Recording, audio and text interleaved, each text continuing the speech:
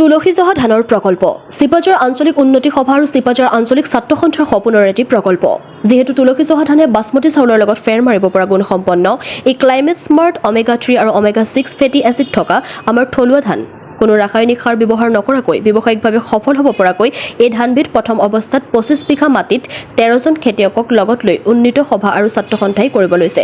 আমাৰ প্ৰকল্পৰ লক্ষ্য হ'ল থলুৱা ধানৰ খেতি আকৌ অসমীয়াই কৰিব লাগিব আৰু তাৰ পৰাই ব্যৱসায়িকভাৱে সফল হ'ব লাগিব। News desk AIN live. উন্নতি সভা আৰু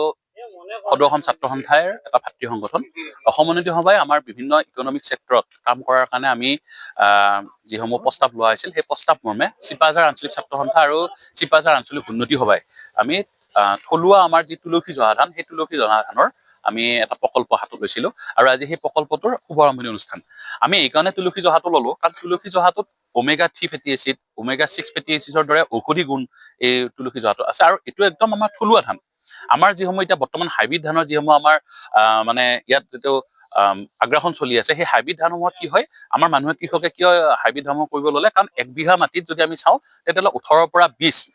আপোনাৰ মোন ধান পায় আৰু আমাৰ যি থলুৱা ধান আমাৰ তুলসী জহা কৰিলে তাতে 7 পৰা 8 মোন ধান পায়। আমাৰ তেখেতসকলে দেখিলে যে যিহেতু আমাৰ বেছি ধান পাওঁ সেইকাৰণে আজিকালি হাইব্ৰিড ধানবিলাক বা আমাৰ যিখিনি জেনেৰেল ধান সেইখিনি কৰা কৰিলে। কিন্তু সেই আমাৰ জেনেৰেল ধানটো বা আমাৰ যি হাইব্ৰিড ধানত মূল্য হ'ল 1 মোন ধানত আমাৰ খুব বেছি 750 টকা বা 800 টকা বৰ্তমান চৰকাৰী মূল্য হৈ আছে লাভ কৰে আৰু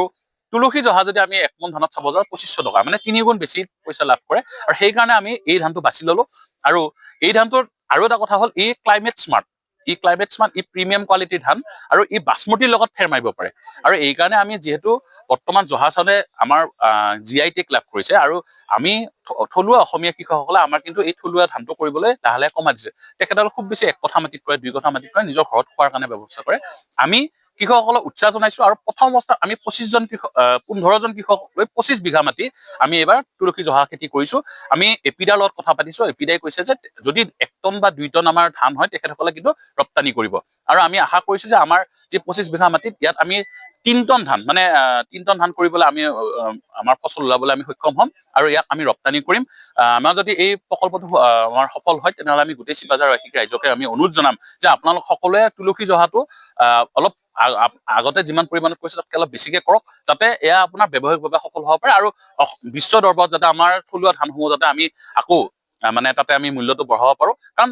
সকলো গুণ বাছমতী যিসমূহ গুণ আছে সকলো গুণ কিন্তু আমাৰ এই জহা চাউলত আছে, আমাৰ তুলসী জহাত আছে আৰু সেইকাৰণে আমি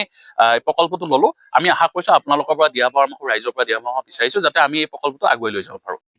যিকোনো খবৰ বিজ্ঞাপনৰ বাবে যোগাযোগ কৰক 7896121996।